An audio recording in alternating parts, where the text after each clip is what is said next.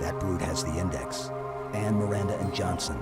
He can activate the ring. If he does, I'll detonate in Emberclad's reactor just like we did the Autumns. The blast will destroy this city and the ring. Not a very original plan, but we know it'll work. No, I don't want to chance a remote detonation. I need to stay here. But I want you to.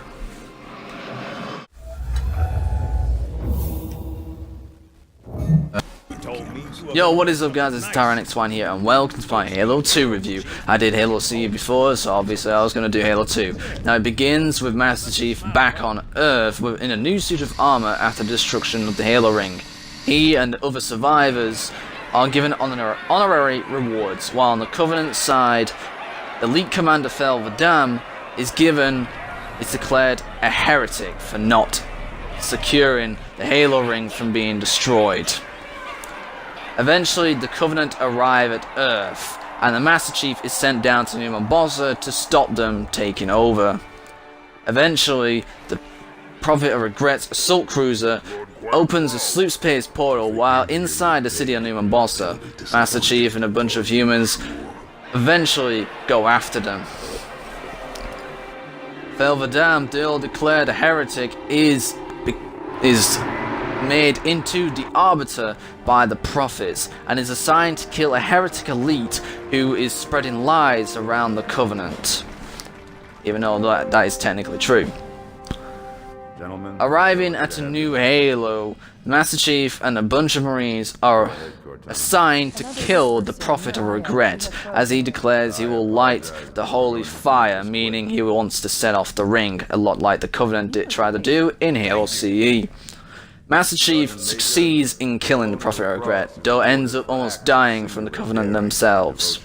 for a soldier of the United The Arbiter then makes his way to Delta Halo itself and is assigned to secure the sacred icon, or the Index, or the activation index, should I say, so that they can activate the Halo ring. But once he secures it, the Arbiter and the rest of the elites are betrayed by the Brutes and the Prophets. Commander Miranda Key. Your father's The Master Chief and the Arbiter find themselves in the clusters of the Grave Mine, which is, in fact, the hive mind of the Flood, and he persuades them to try and stop the Covenant from activating the rings so that the Flood can still exist. Master Chief is sent to High Charity to pursue Truth, who has the Index. While fighting his way through, he cannot catch up in time to get him. Meanwhile, the Arbiter is sent in another location on the Halo ring and basically ends up where Tartarus is, who has the Index and is ready to activate it. Directly off our battle cluster.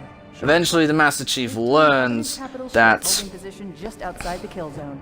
Truth has the Index and learns that Truth is heading to Earth and that the Master Chief must get off of High Charity so that he can pursue him. Cortana helps him get over to the Forerunner ship that Truth is using to get to Earth, but in doing so she has to stay behind. Meanwhile, the Arbiter confronts Tartarus along with Johnson, Miranda Keyes to stop him from activating the Halo ring. The Arbiter succeeds, and 343 Guilty Spark says that the Halos have been prematurely activated and can only be stopped Yes, sir. by going to the Ark. right this way. Alright, let's talk about the changes from Halo CE to Halo 2. There are some significant changes. Unlike in Halo CE, you can now hijack vehicles. There are still 2 grenade types, and you can carry up to 4 of them, the frag grenade and the plasma grenade. There is a lot more weaponry introduced in this game as well, especially for the Covenant, since the Covenant hardly had anything in Halo CE. Now this was a definite improvement. There is now the SMG to replace the assault rifle, that's the battle rifle. The Magnum is now definitely underpowered as well. The Covenant get a lot more weaponry. They get the Covenant Carbine, Brute Shot, the Beam Rifle. You can now use the Furor Cannon and the Energy Sword, and I think that's pretty much it for weaponry. And also, as well, a new mechanic has been introduced, which is dual welding. Weapons like the SMG, Magnum, Plasma Rifle, Needlers, and the Plasma Pistol can be dual welded, and it is incredibly fun doing this in the game. You felt much more of a badass doing that. Now, Now, despite this, not only are you playing as the Master Chief, you also play as the Arbiter too. Now, there is a significant difference between the two. Now, the Master Chief has a flashlight, as he always does, like in Halo CE, except this time it doesn't have a limited battery. But the Arbiter, instead of a flashlight, has an integrated active camo power. Though it is limited, it does run out, but it is very useful for stealth. And the missions that the Arbiter requires do tend to have their moments of stealth. Now, some of the weaponry, as I will say, have definitely changed from Halo CE. The Magnum, though, is a lot less powerful, especially since you can dual wield it. It is going to be a lot less powerful, and it's pretty much one of the most useless weaponry in the game, especially when you're on Legendary. The assault rifle is no longer in the game, and it's being replaced by the SMG. That too can be dual wielded, making it more powerful. The rocket launcher has a significant difference. It can lock on to any kind of vehicle, but it's a bit less powerful. Sniper rifle is pretty much the same as it's always been. The battle rifle is mainly used for accurate. It's to replace the Magnum from Halo CE as the long range or mid range UNSC weapon. Now the Covenant, a lot has been added. The Needler can be dual wielded, meaning that is less powerful as well, because dual Needlers is incredibly insane. The Plasma Pistol is a weaker at 2 and still has the EMP system. The Plasma Rifle 2 is also weaker. Basically any of the weaponry from Halo CE are a lot less weaker. This can be said for the shotgun as well, since even though it still has its high mag capacity, it is a lot more short range, and it's a lot like a shotgun should be, a close range weapon. The beam rifle and the Covenant carbine are the range weaponry of the Covenant, and the Furog cannon is obviously the rocket launcher. But that cannot lock on, so you have to be very careful when you're shooting. But it has 5 projectiles, and the energy sword, of course, is also usable in this game finally. And there is also the Brute Shot, which is a grenade launcher type weapon. You see this very late in the game, but that's when the brutes become the main enemy. And it is pretty damn powerful. Having only 4 grenades, it's still very useful to take on a group of brutes. Right, next I want to talk about is pretty much the characters in this game. The Master Chief is the same as always. He's still the badass Spartan that you control through half of the game, I should say, since it's split up into 2 missions for the Master Chief and the Arbiter from time to time. He's still the same badass that you know from Halo C, but he does talk a bit more frequently in this game, which is a lot better. Because throughout Halo C, he doesn't really talk until pretty much until you get to the assault in the control room, pretty much. Cortana is the same as usual as well. She's the blue AI that's always helping you around in the situation, and has got a charismatic nature, which is always helpful. Now there's new human characters as well. Kind of. There is Miranda Keyes, which pretty much is the commander of the bunch, the new guy. Well, the new person who replaces her father from Halo CE. Johnson too returns. Even though you thought he died in Halo C, he's actually still alive somehow. He definitely plays a lot more of a role in this game, especially, and is a much more likable character with his nature of just kicking ass and everything, and always making jokes no matter what the situation is like. Now there is also the Covenant as well, because this game expands upon Halo CE, especially since you play a Covenant character called the Arbiter. Now he's the more, since he speaks all the time, since he hasn't got an AI, he believes at first that activating the Halo is the main priority, but eventually he gets betrayed by the Prophets, and the brutes become the main guys of the Covenant. And then he realizes that he sees the truth about what is going on, and then he must stop the Covenant from doing what they can. And what I like about this game is that you're not just playing the Master Chief over again, all over again. You're playing as a new character on the enemy side, and that was a pretty cool decision that Bungie did, to see what it was like from the Covenant's point of view, the enemy's point of view in this entire war situation. And that's what I liked about it, because they definitely expanded a lot more in this game, in the campaign. Now, level design of the game has definitely improved. A lot of the missions are unique in their own way. There's hardly any repetitiveness to them. It's probably a slight bit of repetitiveness from time to time, but it's very small and few in between compared to Halo CE. So a lot of the time you'll be seeing a lot of new things instead of like the same corridor or the same corridor, the same room over and over from time to time. So the level design of the game has most certainly improved, and and the level designs are pretty damn good. It's very cool to explore and everything to see what it all looks like. Another Phantom on approach. And the areas do look very significantly good for defensive emplacements and the enemies around them. Now, the game has new enemy types in it, since this is the beginning of the expansion of the Covenant and you learn a lot more about them. The game still has elites, but there is also more variants of them. There's grunts, obviously, jackals, hunters, they're all back. There's also 2 new enemy types. There is brutes, which are pretty much the equivalent of the elites, but they just don't have shields and they're much more aggressive. And there is drones, which are the flying enemy type, and they are weak, but in numbers they will rip you apart, especially on legendary, so make sure you have the right weaponry to kill them. Brutes are very tough to kill unless you just get a carbine or a battle rifle and shoot them in the head, and it's just easy from there. Hunter, now I want to say that explain the differences between the enemies from Halo CE and Halo 2. Elites are, I would say they're a bit easier to kill, but because there's more variants of them in this game, there's more chances of more types of them being put in, since there's officers, miners, spec ops elites, and there's also like zealots too, which are the gold ones that we've all known. But there's also a few other types. There's rangers, which are like the flying elite types, and there's also a few rare types that you'll see throughout the campaign, which are also tough to kill. And there's also the elite ultras. Now these guys will mainly appear on legendary, and they can be a really pain in the arse. Grunts, there's not really much differences between them. They're still the same. They're still easy to kill as always.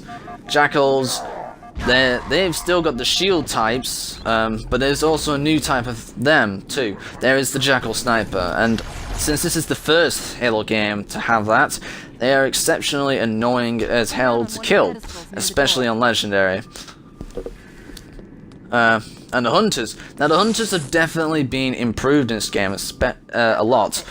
Now, pretty much it is much more difficult to kill hunters. Sticky grenades take a long ass time to kill them. Shooting them in the back with a magnum will not help. The only weapon that will kill them in the back, shooting them once, is a beam rifle, and that can be difficult to do as well.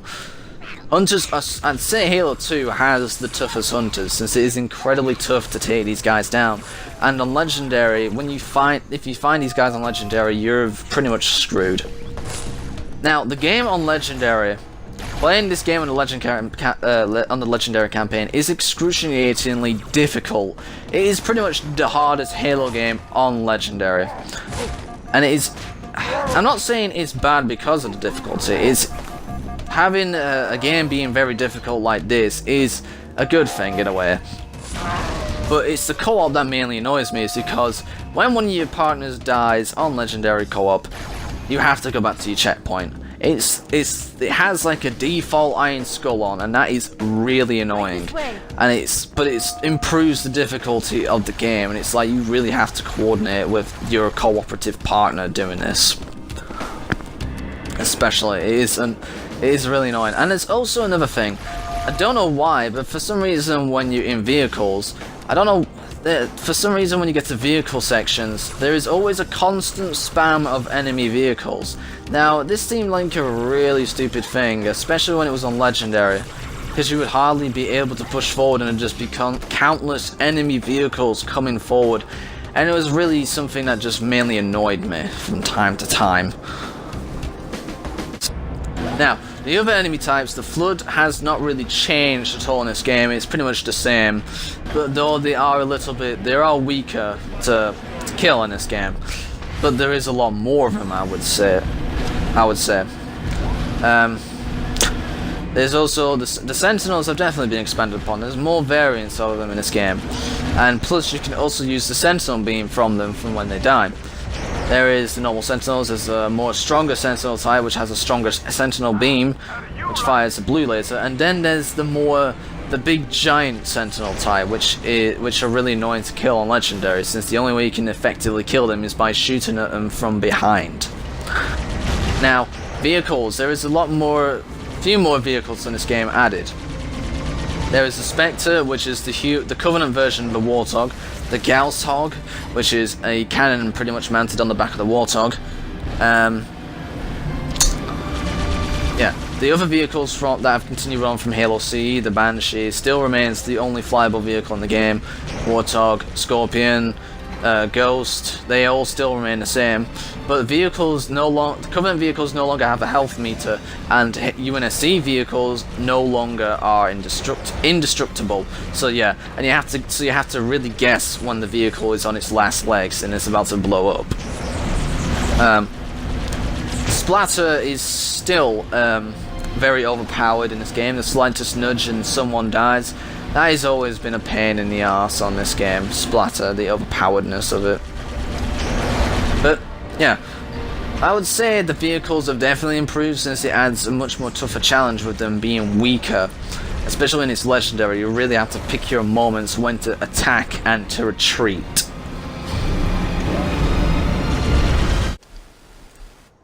Now, for the first time, there is also boss battles in the game. There is 3. You have the Heretic Elite, you have the Prophet of Regret, and then you have Tartarus. Now, on Legendary, these are pretty much the hardest parts of the entire game, especially the Prophet of Regret. I would say on Legendary, the Prophet of Regret remains, to me, the most hardest part of the entire game on Legendary. Even on co-op, it is a pain to do. The bosses, on normal, on difficulty wise, it depends how difficult it can be. Tartarus, on normal, can be killed in just a few shotgun shots, and that is it. It's very easy to kill him. Heretic Elite, yeah, it's a bit more tougher, and it's the same for the Prophet of Truth. Or Regret, should I say. If the legendary difficulty is when the boss battles really do become boss battles, because they are much more tougher and you have limited resources to use to kill them. Especially with Prophet of Regret, when he has allies to help him, grunts and honor elites, which are really a pain in the ass. Even if they have plasma rifles and energy swords, they're still annoying as hell to kill. So yeah, the boss battles add certain difficulty to the game and are pretty fun to do from time to time. Now, also I want to talk about the ending to this game, which is something that everyone is usually pissed off about this game. Now the ending is, yes, it is disappointing, but to be fair, you've already had a good amount of the game anyway. You've had the Covenant, the Master Chief fighting the Covenant on Earth, which is, in respect, really short, and was the main marketing of the game itself, but still, you fight the Covenant on the new Halo ring, you kill Truth, you fight as the Arbiter on a bunch of missions against the Flood and everything, you killed the Heretic Elite, the Arbiter gets betrayed and everything, he has to kill the Brutes now and stop the Halo ring from being activated, the Master Chief too has to stop that from happening. The game in itself, story-wise, is pretty long.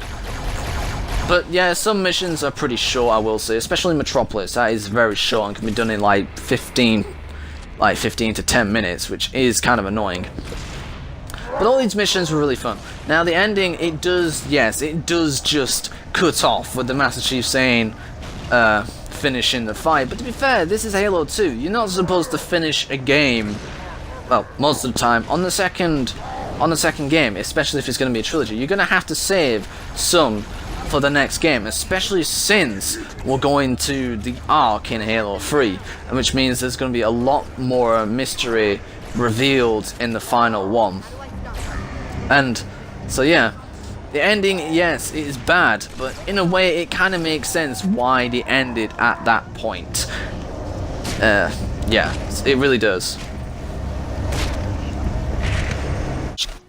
Now, finally, I want to talk about the multiplayer. The multiplayer is the main reason why people say this game is like the best of the Halo games. Now, the multiplayer is really fun to play. It is definitely improved upon Halo CE. There is the weaponry is more. It's more balanced out, especially since there's a ranking system and everything now, which all depends on how well you do in the game. Maps, yes, some are reused from Halo CE, but there's also a lot more new map types and variants. Weapon placement is not as stupid as it was in Halo CE, which was a weapon around every corner. It's a lot more spaced out now, and the design of the maps is a lot better too. There's a lot more stuff where you can go and everything, your vehicles, and a lot more areas where you can snipe from and kill people from a certain distance. There's always those little spots in the maps where you can always like kill people from certain places and be able to hold out for a long ass time. Especially this can also be used to much more advantage as a team if an entire team can stay in one spot and just camp. Well, if that's entirely possible. But it's a lot more fluid as well, and because the Magnum is like not as overpowered in this game, people aren't going to be using the Magnum all the time. So, which makes it a lot more fun. There's a lot more weapons to use in the game, and not just using your pistol all the time. So, there's definitely improvement upon that area. I think it's maybe easier to kill people in this game since there's no health meter like there was in Halo CE, but the weaponry have been accommodated to the way they are to take out the Spartans. So yeah, multiplayer is pretty much is probably one of the best parts of this entire game. It's really fun to play. It's definitely been improved upon, especially since the new game modes have been introduced to accommodate with the increased numbers, since you no longer need to play split screen on it. It was the first Halo game to play Xbox Live on, which means you could play with a lot more people, so there's a lot more new game modes for these increased numbers. Big team battle was bigger, the maps were bigger, everything was improved upon in the multiplayer. I think there's not really much wrong, or anything wrong at all with the multiplayer, which is really good. Now, overall, this game is a much better improvement over Halo CE, because Halo CE, it felt kind of stiff in a way. This game is a lot more fluid and everything, improved story, well, much more expanded story, despite the ending. Multiplayer has massively improved. It's pretty much one of the best parts of the entire game. Yeah, so a lot of things have been improved. Halo 2 is pretty much how you do a sequel. So I will give this game 9.5 out of 10. So that is my review of Halo 2. I hope you have enjoyed this video, and if I have missed anything, put it down in the comments down below, along with your opinion of what you think of the game too. And I shall see you guys in the next random video.